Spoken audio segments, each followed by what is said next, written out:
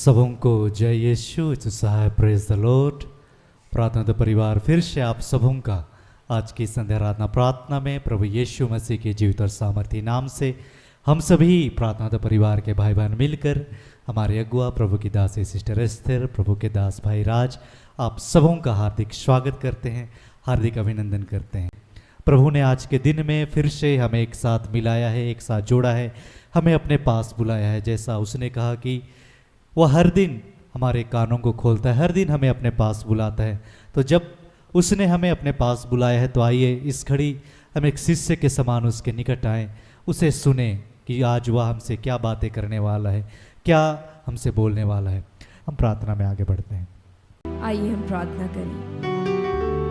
प्रेमी पिता परमेश्वर, तेरी ये अद्भुत कृपा है, तेरा ये प्रेम है प्रभु कि इस वक्त हम आपके बच्चे तेरे नाम से इकट्ठे होते हैं प्रभु। जितने भी आपके बच्चे प्रभु इस YouTube के माध्यम से हम सब प्रभु आपके नाम से आते हैं। हे प्रभु, हम आपसे प्रार्थना करते हैं पिता कि आज के इस दिन में प्रभु हमें बहुतायत की आशीष को आप दे रहे हैं प्रभु। हे पिता, हमारे विश्वास को आप बढ़ा रहे हैं प्रभु, हमें अपने ईश्वरीय प्रेम से और भी अधिकाई से भर रहे हैं प्रभु। हम विश्वास करते हैं प्रभु, हम धन्यवाद देते हैं प्रभु, और हम प्रार्थना करते हैं प्रभु कि हाँ प्रभु, आज के इस दिन में प्रभु वचनों में प्रभु, हमारी प्रार्थनाओं में प्रभु, इस आराधना में प्रभु, इस जगह पर प्रभु अपनी उपस्थिति को दीजिए पिता। हे प्रभु, अपने दास भाई राज को अपने अभिषेक से भरिए प्रभु, उनके मुखों में अपने शब्द से को रखिए प्रभु। इस वक्त आप हमसे बातें कीजिए पिता। हे प्रभु, हम तेरी महिमा कर सकें प्रभु, हम तेरी स्तुति कर सकें प्रभु। हे पिता, हम धन्यवाद करते हैं पिता कि आपने हमारे जीवन में बहुतायत की आशीषों को दिया है प्रभु। आपने हमारी कमियों को दूर किया है प्रभु, आपने हमारी प्रार्थनाओं को सुना है प्रभु, आपने हमारी पुकार को सुना है प्रभु, आपने हर एक बंधनों से हमें आज़ाद किया है प्रभु, आपने हमारी परेशानियों से हमें मुक्त किया है प्रभु। हम आपका धन्यवाद करते हैं। हे पिता, इस आराधना को, प्रार्थना को, हे पिता, वचन की उद्घोषणा को, अंतिम प्रार्थना को आपके हाथों समर्पित करते हैं प्रभु। आपने हमारी प्रार्थना को सुना है और स्वर्ग राज्य में ग्रहण किया है। हम धन्यवाद देते हैं। प्रार्थना यीशु के नाम में मांगते हैं, सुनकर अपने स्वर्ग राज्य में ग्रहण कर।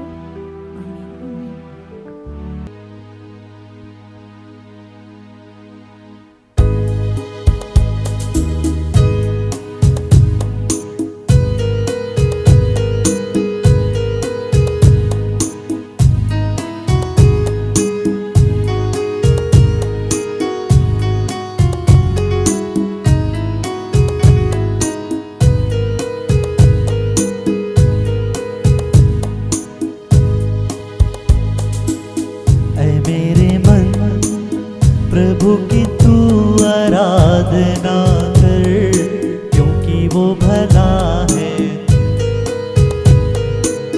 ऐ मेरे मन, प्रभु की तू आराधना कर, क्योंकि वो भला है।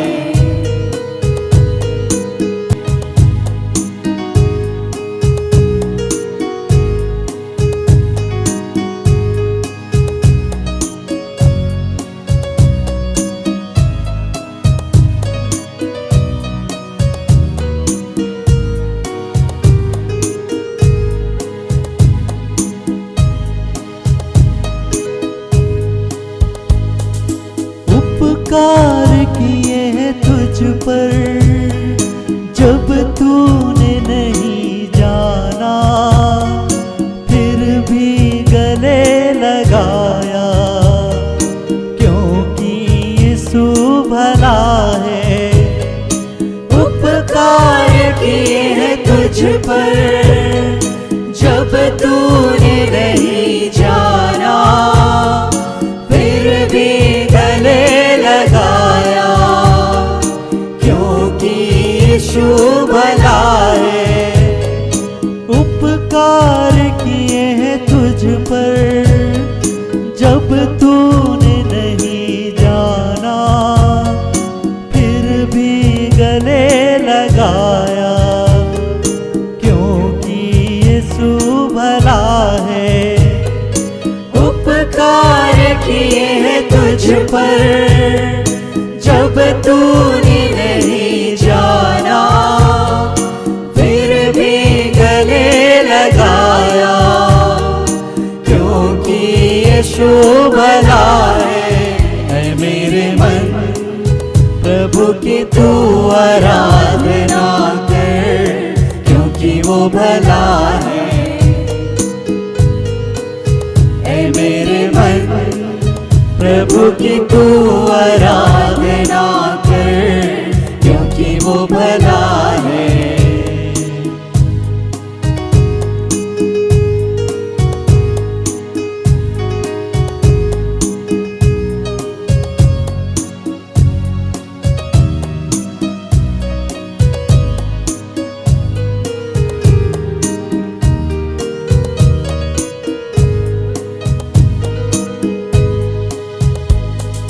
जब जा रहा अंधकार से हाथ पकड़ कर चलाया, ले आया उजाले में, क्योंकि यीशु भला है।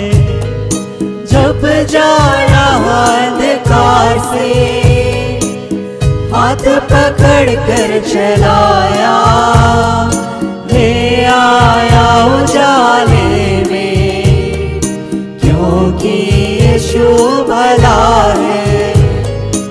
ऐ मेरे मन, प्रभु की तू आराधना कर, क्योंकि वो भला है।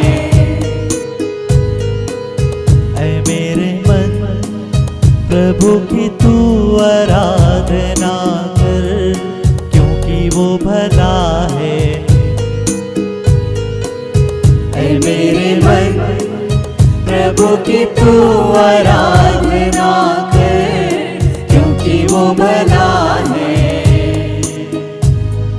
क्योंकि वो भला है, क्योंकि वो भला है।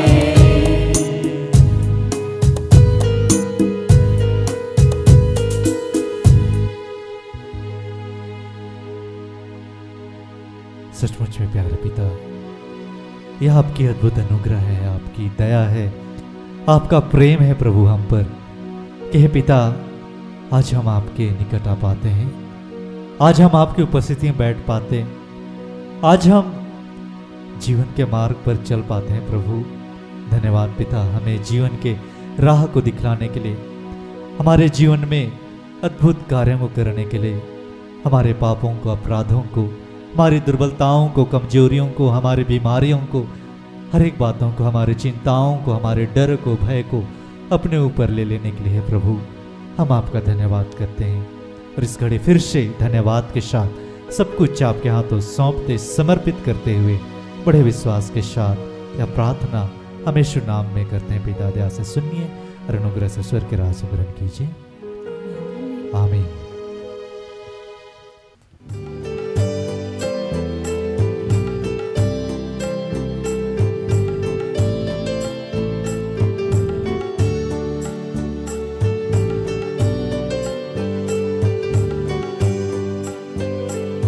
सबको जय यीशु। यीशु सहाय। आइए हम प्रार्थना करें कि हे दयालु पिता, हे स्वर्ग और पृथ्वी के सृजनहार, हे हम सबके रचयिता, हम तेरा धन्यवाद करते हैं आज के सुंदर और आशीषित दिन के लिए जो तूने एक नए अध्याय के रूप में हमारे जीवन से जोड़ दिया। धन्यवाद करते हैं सिस्टर एस्तर और ऐसे जितने तेरे दास दासी हैं, जिस रूप से जहाँ भी आपके राज्य के विस्तार में लगे हुए हैं, उन तमाम लोगों के लिए तेरा धन्यवाद करते हैं कि हे दयालु पिता, तू जानता है कि गर्भ से लेकर अब तक हमने अनगिनत पाप किए हैं। उन तमाम बातों के लिए जो अब तक हमने किए हैं, जो आपकी इच्छा के विरुद्ध है, उसके लिए तुझसे क्षमा चाहते हैं। अपने पुत्र यीशु के लहू से धोके शुद्ध और पवित्र कीजिए पिता, और इस वचन को सुनने में और सुनाने में हमारी मदद कीजिए। और धन्यवाद की प्रार्थना प्रभु यीशु के जीवित और पवित्र नाम से मांगते हैं। दया से सुन और स्वर्ग के राज में ग्रहण कर। आमीन। आज जो वचन मिला है हम लोगों को, वो लूका 1:46 से 49, 67 से 69 और 80। तब मरियम ने कहा, मेरा प्राण प्रभु की बड़ाई करता है और मेरी आत्मा मेरे उद्धार करने वाले परमेश्वर से आनंदित है, क्योंकि उसने अपनी दासी की दीनता पर दृष्टि की है। इसलिए देखो, अब से युग युग के लोग मुझे धन्य कहेंगे, क्योंकि उस शक्तिमान ने मेरे लिए बड़े बड़े काम किए हैं और उसका नाम पवित्र है। उसका पिता जकरिया पवित्र आत्मा से परिपूर्ण हो गया और भविष्यवाणी करने लगा, और प्रभु इस्राएल का परमेश्वर धन्य है, क्योंकि उसने अपने लोगों पर दृष्टि की है और उनका छुटकारा किया है, और अपने सेवक दाऊद के घराने में हमारे लिए एक उद्धार का सिंह निकला है। और वो बालक बढ़ता और आत्मा में बलवंत होता गया और इस्राएल प्रकट होने के दिन तक जंगलों में रहा। देखिए, जीवन हम दो तरीके से जी सकते हैं। पहला कि जो काम हमारे जीवन में हो रहा है या होने वाला है उसके लिए प्रभु की हम बड़ाई करें, तारीफ करें, और दूसरा कि काम हो जाने के बाद हम प्रभु की तारीफ करें, बड़ाई करें, धन्यवाद करें। कौन सा बेहतर हो है? पहले वाला। माता मरियम और जकरिया दोनों को ही पुत्र का आशीष मिला, हाँ या नहीं? दोनों को ही पुत्र का आशीष मिला। एक जन्म लेने के बाद, नाम रखने के बाद प्रभु की बड़ाई कर रहा था, पवित्र आत्मा से भरा, और एक अभी जब बच्चा गर्भ में आया या भविष्यवाणी की गई तभी वो बड़ाई करने लगा। हम लोग अगर विश्वासी हैं तो विश्वासी का क्या मतलब होता है? विश्वासी का मतलब कि अनदेखे बातों पे विश्वास कर लेना है विश्वासी का गुण। आज जितने लोग हैं वो विश्वासी भी हो के गैर विश्वासी की तरह जीते हैं। एलिशबा जो जकरिया की पत्नी थी और जकरिया, ये दोनों ही प्रभु के दास थे, प्रभु के दासी थे। जब बाइबल को पढ़िएगा तो आपको लिखेगा, उसमें लिखता है कि दोनों में कोई भी बुराई पाई नहीं जाती थी जिससे कि वो किसी समस्या में पड़े। लूका 1:6 पढ़िए। वे दोनों परमेश्वर के सामने धर्मी थे और प्रभु की सारी आज्ञाओं और विधियों पर निर्दोष चलने वाले थे। लेकिन जैसे उसका 7वां वचन पढ़िएगा तो उसमें लिखता था, उनके कोई भी संतान नहीं थे, क्योंकि एलीशिबा बांझ थी और वे दोनों बूढ़े थे। अब बताइए, एक वचन में लिख रहा है कि परमेश्वर के सामने धर्मी थे, प्रभु की सारी आज्ञाओं और विधियों पर निर्दोष चलते थे, और ठीक आगे लिखता है कि उनके कोई भी संतान नहीं थे और वो बांझ भी थे और बूढ़े भी हो गए थे। अब जब धर्मी हैं और प्रभु की इच्छाओं और आज्ञाओं के अनुसार जीवन जी रहे हैं तो बांझ क्यों हैं? बच्चा क्यों नहीं है? और बच्चा नहीं है और बूढ़े भी हो गए, मतलब अब बच्चा होने का चांसेस भी बायोलॉजिकल बंद हो चुका है, बूढ़ा हो गया, शरीर अब साथ देना बंद कर दिया। और किसी भी आदमी को अविश्वास में आने के लिए ये बहुत बड़ा रीजन है। समझिएगा प्यार से तो समझ में आएगा। आप विश्वासी हैं कि गैर विश्वासी हैं, ये पता कब चलेगा? जब आप विपत्ति में होंगे। यहाँ क्या हुआ कि एलीशिबा और मरियम की कहानी, जब माता मरियम जो है हम लोग की आदरणीय है, और माता मरियम और जकरिया लिखता है कि दोनों ही पवित्र आत्मा से भरा हुआ है, दोनों ही स्तुति कर रहा है। फर्क एक ही इतना है कि एक बिफोर और एक आफ्टर कर रहा है। दोनों ही में एक सामान्यता है, दोनों का ही बेटा मरा। सुनिएगा ध्यान से, दोनों का ही बेटा मरा। एक का नाम यूहन्ना था और एक का नाम यीशु था। जो पहले बड़ाई किया उसके बेटा मरने के बाद भी पुनरुत्थान हो गया और उसके नाम के माध्यम से हमारा भी कल्याण हो गया। और दूसरा जो मरा, मौत भी बहुत अजीबोगरीब से हुई, लेकिन जीते जी जितने आशीष और दुख काटे यूहन्ना ने, मरने के बाद भी कोई आशीष उनको मिला कि नहीं मिला, स्वर्ग गए कि नहीं गए, इसकी कोई पुष्टि नहीं की गई। मैं यूहन्ना पे कोई कमेंट नहीं कर रहा हूँ, चूँकि वो बहुत ही पवित्र थे और बहुत ही उन्होंने यीशु का मार्ग तैयार किया था। मैं गुणगान का नाम मतलब कैसे लोग को पहले और बाद का क्या फर्क हो सकता है, मैं ये बताने का प्रयास कर रहा हूँ। दो बातों को बड़े प्यार से समझना है। पहले तो हमारे जीवन में जो भी प्रकाशन है, जो भी उद्घोषणा है, जो भी आपको लग रहा है कि ये हो सकता है, उस पर संदेह ना करें। इसीलिए ठीक उसके नीचे का वचन जो लिखा है कि जो परमेश्वर की ओर से होता है, 37 पढ़ी। क्योंकि जो वचन परमेश्वर की ओर से होता है वह प्रभाव रहित नहीं होता। जो वचन परमेश्वर की ओर से होता है वो प्रभाव रहित नहीं होता। जितनी भी बातें आपके जीवन के लिए प्रभु ने तय करके रखा है वो होना ही होना है। अब उसमें डिले कैसे होता है और आपके जीवन का जो आशीष है वो आपसे दूर कैसे होता है और कई बार वो रुक जाता है या नहीं मिलता है, उसके पीछे का दोषी सिर्फ आप हैं। ये सारा खेल जो है वो आपके संदेह का। आप अगर विश्वासी हैं तो आपको प्रभु को पहले ही धन्यवाद अर्पण करना चाहिए। मिलने के बाद तो सब धन्यवाद करता है। कुछ लोग हैं एक्सेप्शनल अपवाद लोग हैं जो मिलने के बाद धन्यवाद नहीं करते हैं, नहीं तो नॉर्मल जितने लोग हैं वो मिलने के बाद धन्यवाद करेंगे कि नहीं करेंगे? करेंगे ही करेंगे, है ना। लेकिन बाकी सारे लोग, मतलब 1000 लोग में 100 लोग को मान लीजिए, 200 लोग को मान लीजिए कि मिलने के बाद भी थैंक यू नहीं बोलता है, लेकिन बाकी सब लोग जो हैं 750-800 लोग, वो मिलने के बाद तो मन से, तन से, मुंह से थैंक यू तो बोलते ही बोलते हैं। तो आप में और गैर विश्वासी में क्या फर्क? एक जगह लिखता है कि जो तुम्हें नमस्कार करे उसे ही तुम नमस्कार करो।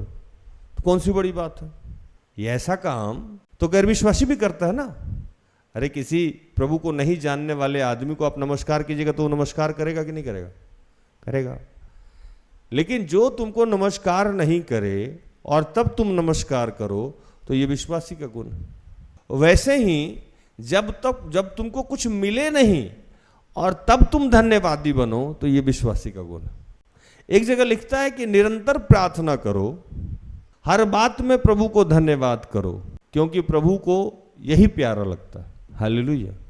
आपके जीवन में बहुत सारे चीजों को प्रभु रोक इसलिए रखा है क्योंकि जिस कदर वो कह रहा है आप सुन नहीं रहा। आपका भी अंतःकरण जान रहा है कि आप क्या कर रहे हैं।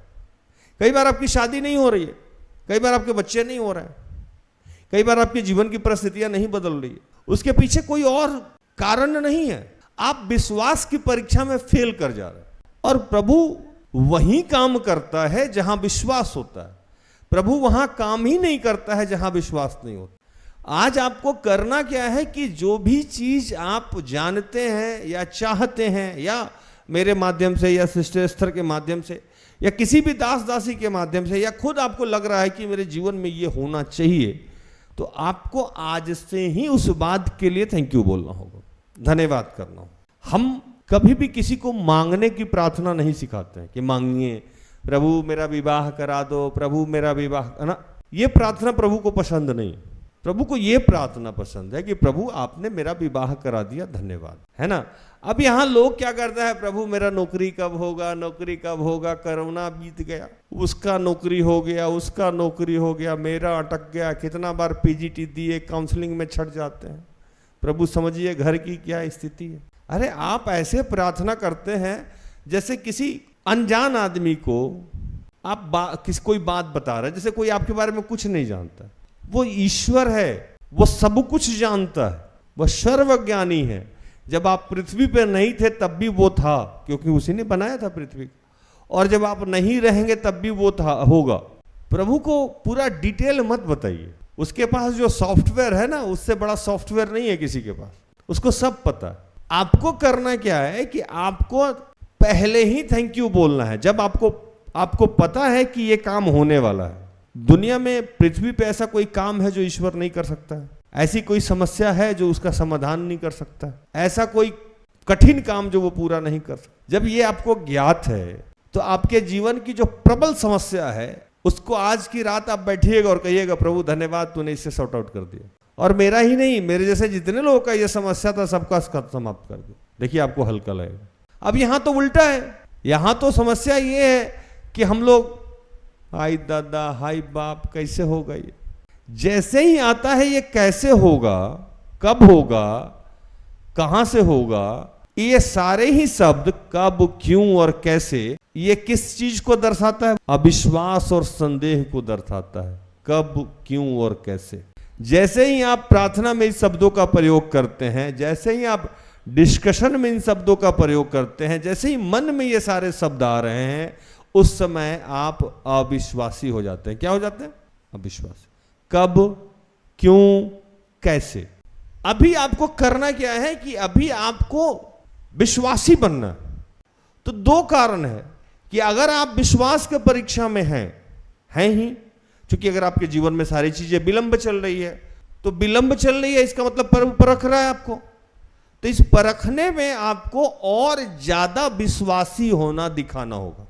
एक कोड वर्ड में मैं बता के जा रहा हूं, महिमा से पहले विनम्रता आती है। तो उसके पहले प्रभु आपको विनम्रता में देखना चाहेगा, तभी आपको महिमा देगा।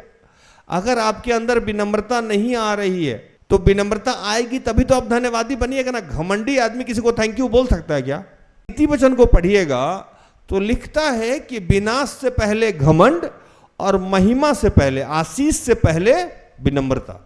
तो पहले करना क्या है कि जितनी चीजें आप चाह रहे हैं कि आपके जीवन में हो आज या हो जाए, तो आज से ही आपको विनम्रता के साथ संगति में रह के धन्यवाद करना होगा। और दूसरा, जकरिया के जीवन से हम लोग एक चीज और सीखते हैं कि जब आशीष मिल जाए तो वो आशीष से दूसरों का भला कैसे हो, ये भविष्यवाणी कीजिए। ज्ञान जब मिलता है आपको तो आप कहिए कि नहीं, हम अब ज्ञानी हो गए हैं, हम किसी को कोई ज्ञान नहीं बांटेंगे। ज्ञान बढ़ेगा कि घटेगा? है ना। सिस्टर एस्तर बोले कि वचन हमको मिलता, हम किसी को क्यों दें? नहीं देंगे, जाइए। जब जब हमको कोई समस्या होगा तो हम वचन पूछ लेंगे, आप लोग के लिए हम नहीं देंगे। वो रहेगा कि चला जाएगा? चला जाएगा।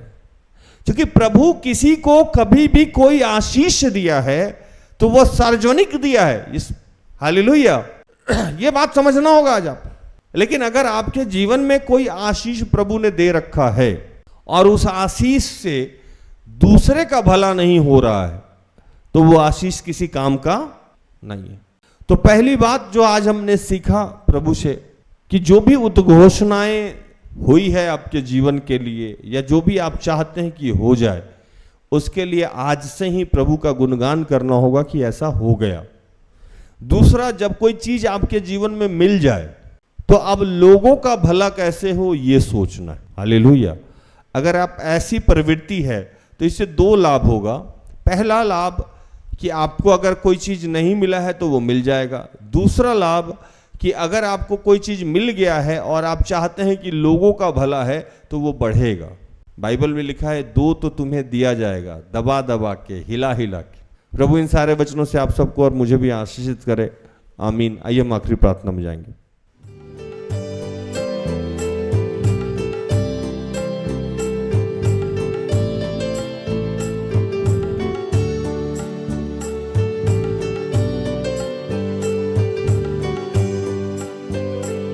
आइए हम प्रार्थना करें कि हे दयालु पिता, हे स्वर्ग और पृथ्वी के सृजनहार, हे हम सबके रचयिता, हम तेरा धन्यवाद करते हैं। धन्यवाद करते हैं प्रभु कि हमारे जीवन को तूने आशीषित किया है, अनुग्रहित किया है।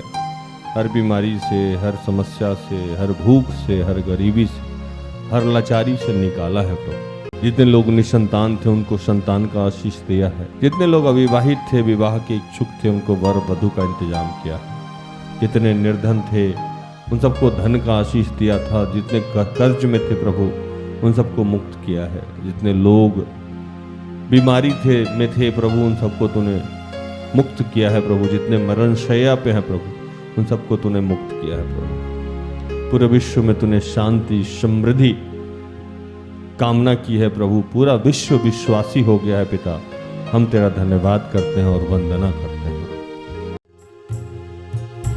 प्रभु तेरी हो वंदना, प्रभु तेरी आराधना।